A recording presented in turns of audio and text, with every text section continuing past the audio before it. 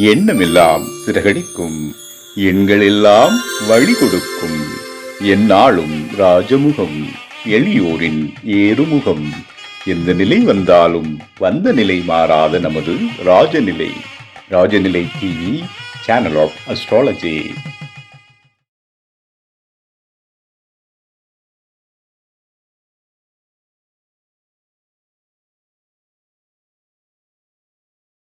அன்பு நிறைந்த தமிழ் மக்கள் அனைவருக்கும் அன்பான கலை வணக்கம்.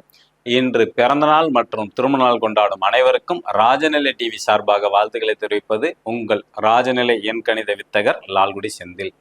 நம்ம இன்னைக்கு வீடியோவில் 12 ராசிக்கும் ராஜநிலையோட அதிர்ஷ்டமான எண்களை தெரிஞ்சுக்க போகிறோம். மற்றும் ஆணி மாதத்தில் கும்ப ராசிக்கு உண்டான பலன்கள், கும்பராசியில் பிறந்தவங்களோட தந்தைக்கு தொழில், வெளிநாட்டு யோகம் எப்படி இருக்குன்னு தெரிஞ்சுக்க போகிறோம் இந்த வீடியோவில். வாங்க வீடியோக்குள்ள போகலாம். இன்றைய பஞ்சாங்கம் உத்தராயண காலம் பராபவ வருடம் ஆணி மாதம் 14ஆம் தேதி ஞாயிற்றுக்கிழமை இன்று 28/6/2026. நல்ல நேரம் காலை 8 மணி 15 நிமிடம் முதல் 9 மணி வரை, மதியம் 3 மணி 15 நிமிடம் முதல் 4 மணி 15 நிமிடங்கள் வரை, கௌரி நேரம் காலை 10 மணி 45 நிமிடம் முதல் 11 மணி 45 நிமிடம் வரை, மதியம் 1:30 மணி முதல் 2:30 மணி வரை, ராகு காலம் மாலை 4:30 மணி முதல் 6 மணி வரை, குளிகை நேரம் மதியம் 3 மணி முதல் 4:30 மணி வரை, யமகண்டம் மதியம் 12 மணி முதல் 1:30 மணி வரை, சூலம் மேற்கு திசை என்று சூலம். கொஞ்சம் வெள்ளம் சாப்பிட்டுட்டு போங்க, ரொம்ப சிறப்பாக இருக்கும். இன்றைய திதி சதுர்தசி திதி. நட்சத்திரம் கேட்ட நட்சத்திரம், யோகம் சுபம் நாம யோகம், கரணம் கரசை கரணம், சந்திராஷ்டமும் மேசராசி பரணி நட்சத்திரத்திற்கு. கிரக நிலவரங்கள்: ரிஷப ராசியில் செவ்வாய் பகவான், மிதுன ராசியில் சூரிய பகவான் மற்றும் புதன் பகவான், கடக ராசியில் குரு பகவான் மற்றும் சுக்கிர பகவான், சிம்ம ராசியில் கேது பகவான், விருச்சக ராசியில் சந்திர பகவான், கும்ப ராசியில் ராகு பகவான், மீன ராசியில் சனி பகவான். ஆணி மாத குறிப்பில் கும்ப ராசியோட பலன் தான் நம்ம தெரிஞ்சுக்க போறோம். தொடர்ச்சி இன்னைக்கு வேலை வாய்ப்பு எப்படி இருக்கு நம்ம தெரிஞ்சுக்க போறோம். கும்பராசியில பிறந்தவங்களுக்கு கும்பராசிக்கு 6ஆம் இடம் சந்திரன் வருது. அந்த வீட்டு கடக வீட்டுல குருவும் சுக்கிரனும் சேர்ந்து இருக்கிறாங்க. அந்த அதிபதி 5ஆம் இடத்துல பயணம் செய்யறாங்க. ஓகேங்களா. 6ஆம் இடத்த செவ்வாயோட பார்வை இருக்குது. ஓகே, இவங்க எந்த ஒரு செயலும் அவசர முடிவு எடுத்துடக்கூடாது. டக்குன்னு சில பேர் பேப்பரை போடுவாங்க கும்பராசியில் இருக்கவங்க. அது அந்த மாதிரி தவிர இந்த மாதத்தில் செஞ்சிட வேண்டாம். அதே மாதிரி உங்களோட வார்த்தைகள் ரொம்ப ரொம்ப கவனமாக இருக்க வேண்டும். ஏன்னா வார்த்தை விட்டாச்சுன்னா வேலை வாய்ப்பு போகிறதுக்கான வாய்ப்புகள் உண்டு. இப்போ தான் படித்து முடிச்சு வேலைக்கு ட்ரை பண்ணுறவங்களுக்கு இந்த மாதம் கொஞ்சம் சிரமமாக தான் இருக்கும். அடுத்தது 7ஆம் இடம் கணவன் மனைவிக்கு எப்படி இருக்குன்னு நம்ம தெரிஞ்சுக்க போகிறோம். 7ஆம் இடத்துல கேது 1.25 வருஷம் பயணம் செஞ்சுட்டு இருக்கிறாங்க. இந்த 7ஆம் அதிபதியான சூரியன் 5ல் பயணம் செய்கிறாங்க. கொஞ்சம் பேராசை இருக்கும். கணவன் மனைவிக்குள்ள காதல், அன்பு, ஒற்றுமை எல்லாமே சிறப்பாக இருக்கும். இந்த கேது இருக்கனால ஆன்மீகம் சம்பந்தப்பட்ட விஷயங்களும் ஈடுபாடு உண்டு.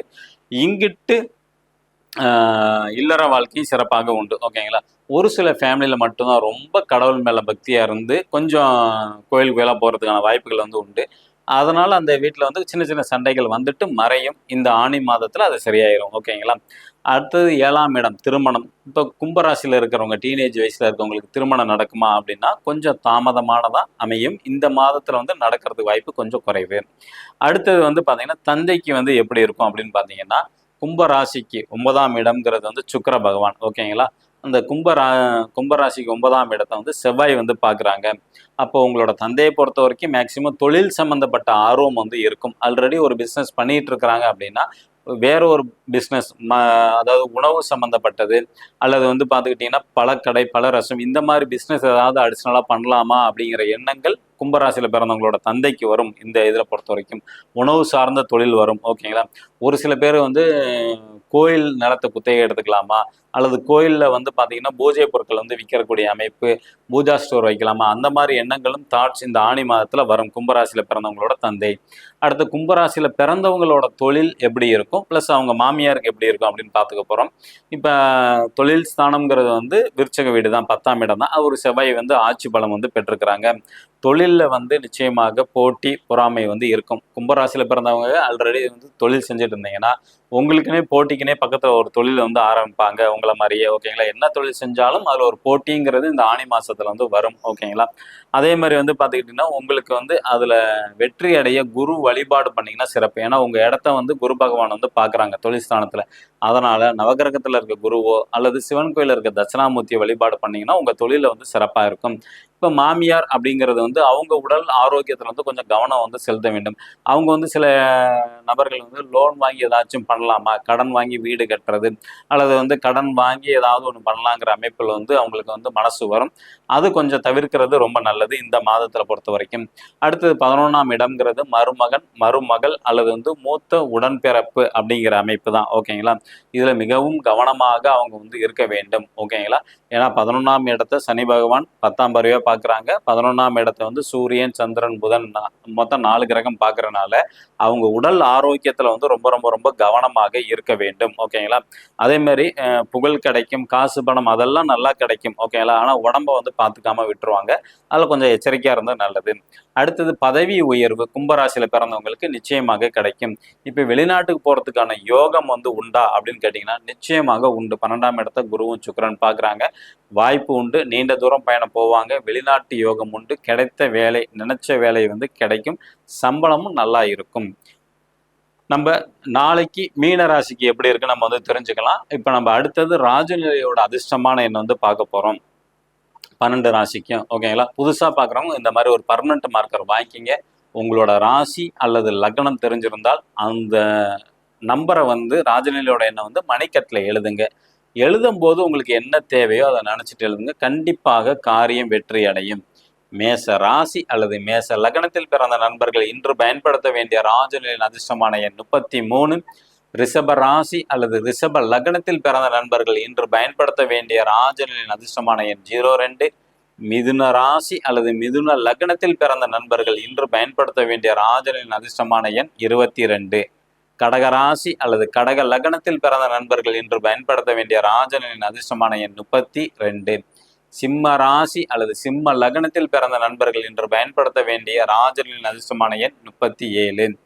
கன்னி ராசி அல்லது கன்னி லக்னத்தில் பிறந்த நண்பர்கள் இன்று பயன்படுத்த வேண்டிய ராஜநிலையின் அதிர்ஷ்டமான எண் 45. துலா ராசி அல்லது துலா லக்னத்தில் பிறந்த நண்பர்கள் இன்று பயன்படுத்த வேண்டிய ராஜநிலையின் அதிர்ஷ்டமான எண் 72.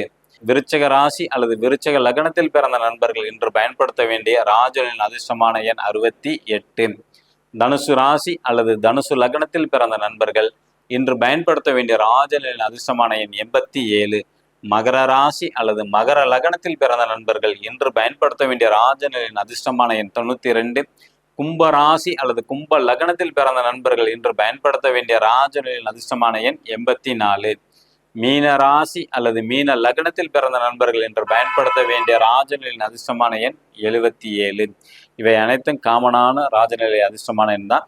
உங்கள் செல்ஃபோன் எண்ணில் நீங்கள் பயன்படுத்தக்கூடிய பாஸ்வேர்டில் இதில் வந்து ராஜநிலையோட அதிர்ஷ்டமான எண் உங்கள் ஜாதகப்படி வேணும்னா கீழே உள்ள வாட்ஸ்அப் நம்பருக்கு தொடர்பு கொள்ளுங்க. இந்த நாள் இனிய நாளாக அமைய அடியேனும் பிரபஞ்சத்திடம் பிரார்த்தனை செய்து கொண்டு உங்களிடம் விடை பெற்றுக் கொள்கிறேன். மீண்டும் சந்திப்போம். நன்றி, வணக்கம்.